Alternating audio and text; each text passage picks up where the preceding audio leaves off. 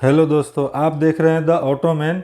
और आज हम बात करेंगे टाटा 3118 3718 सिग्ना BS4 गाड़ी के ECM के बारे में। ये हमारे पास एक नया ECM है और उस पे हम देखेंगे कि कौन सा कनेक्टर कहाँ लगता है और ECM अंदर से कैसा दिखाई देता है।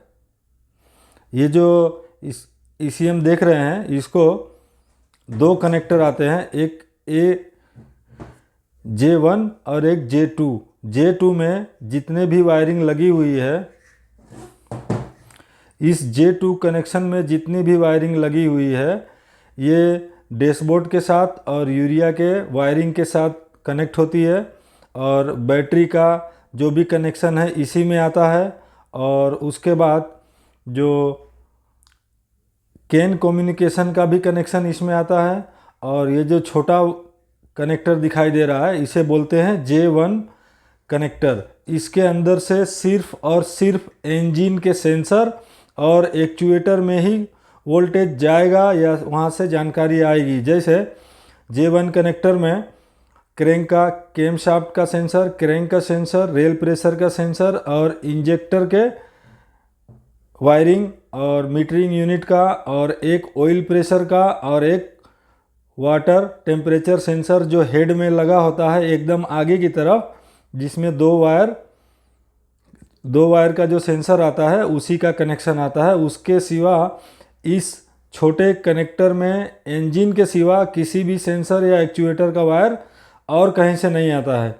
और अगर हमारी गाड़ी में सीधा डायरेक्ट ECM से कम्युनिकेशन करना हो तो डैशबोर्ड की जगह हम इसमें स्कैनर लगा के काम कर सकते हैं। और शॉर्ट में J1 कनेक्टर सिर्फ और सिर्फ इंजन के सेंसर्स को वोल्टेज देता है, ग्राउंड देता है और सिग्नल लेता है, और एक्चुएटर को वोल्टेज और ग्राउंड देता है। एक्चुएटर को दो एक्चुएटर आते हैं, जैसे हमारा एक पंप के पीछे जो स्विच लगा होता है वो एक एक्चुएटर, और दूसरा इंजेक्टर जो है वो दो ही एक्चुएटर आते हैं इंजन के BS4 गाड़ियों में। और ये J2 कनेक्टर जो देख रहे हैं हम, इसकी पिन इस तरह से दिखाई देती है। अगर हम ध्यान से देखें, ये जो मोटे वाले 6 पिन दिखाई दे रहे हैं, 3 अर्थिंग के हैं और बैटरी से जो अर्थ आता है उसके हैं, और बाकी के 3 जो है वो बैटरी से जो पॉजिटिव आता है उसके हैं। लेकिन जस्ट बगल में हम देखेंगे कि हमारे इस कनेक्टर के अंदर जितने भी पिन है, इन सब में से जो भी निकलेगा पॉजिटिव का या फिर हमारा अर्थ का, यहीं से इंजन को जाएगा। और इंजन के जितने भी सेंसर एक्चुएटर के सेंसर के जो सिग्नल आएंगे यहीं पे आएंगे। और ये वाला वायरिंग इस वाले कनेक्टर के साथ कहीं जुड़ा नहीं है, सिर्फ एक वायर जुड़ा रहता है कैन कम्युनिकेशन का। ये J का पूरा सेट अलग आता है, और J2 का पूरा सेट अलग आता है, और J1 का पूरा सेट अलग आता है।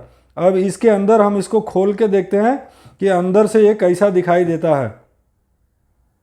इस वाले को, ये नया इसके ECM है, इसको अगर हम खोलेंगे तो हमारा काफ़ी नुकसान हो जाएगा। तो हम क्या करते हैं, एक हमारे पास पुराना ECM पड़ा है, उसको खोल के देखते हैं।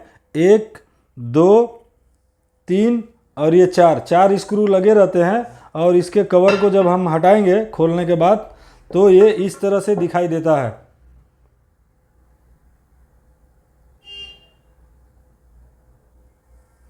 इसके अंदर हम देखेंगे IC और पता नहीं क्या क्या सब आता है, लेकिन ये जो हम लाइन से पिन देख रहे हैं ये हमारे J2 कनेक्टर की पिन है जो यहाँ पे सोल्डिंग है। J2 कनेक्टर में ये जो पीछे पिन दिखाई दे रही हैं वो यहाँ आके सोल्डिंग है, मतलब इसका कनेक्शन यहाँ से है। और J1 में जो पिन आती है उसका कनेक्शन यहाँ से जुड़ा हुआ है। और एक हम इसके कवर के ऊपर देखेंगे, जब हम इसको कवर लगाते हैं तो यहाँ पे एक हमें होल दिखाई दे रहा है। यहाँ पे हमारा वेदर, मतलब वातावरण का प्रेशर कितना है वो नापने के लिए एक छोटा काले कलर का सेंसर लगा होता है, जो air pressure boost, air pressure का जो टेम्परेचर होता है उसके वेरिएशन के लिए बूस्ट एयर प्रेशर का जो सेंसर लगा रहता है हमारे ब्लॉक पे, छोटा वाला, ये वाला, तो इसका जो गणना करता है गिनती, तो ये वातावरण का प्रेशर का गिनती करने के बाद और इस पे इसकी गिनती करने के बाद हमारा ईसीएम पता लगाता है कि अब हमारे इंजन में जो प्रेशर जा रहा है वो वातावरण के अलावा हमारा बनाया हुआ कितना प्रेशर जा रहा है, ये गिनती करने के काम आता है उसके। और इसके अंदर ये होल है, यहाँ पे लगता है वो काला सेंसर, हम नए ईसीएम में दिखा देते हैं। ये इस तरह से, ये नए वाले ईसीएम में ये देखिए ये लगा हुआ है। ये बाहर के वातावरण का प्रेशर यहाँ से गिनती होता है और हमारा जो बूस्ट प्रेशर होता है, बूस्ट प्रेशर का सेंसर, उसकी गिनती, इसकी गिनती करने के बाद वो सही सही पता लगा लेता है कि टर्बो चार्जर जो प्रेशर दे रहा है इनटेक मैनिफोल्ड पे एयर का, वो एक्चुअली में कितना है। अगर आपको ये इन्फॉर्मेशन अच्छी लगी हो तो हमारे चैनल को लाइक करें, शेयर करें, सब्सक्राइब करें और बेल आइकन दबाना ना भूलें, ताकि इसी तरह के नए वीडियोस आपको हम आगे भी लाते रहें। Thank you.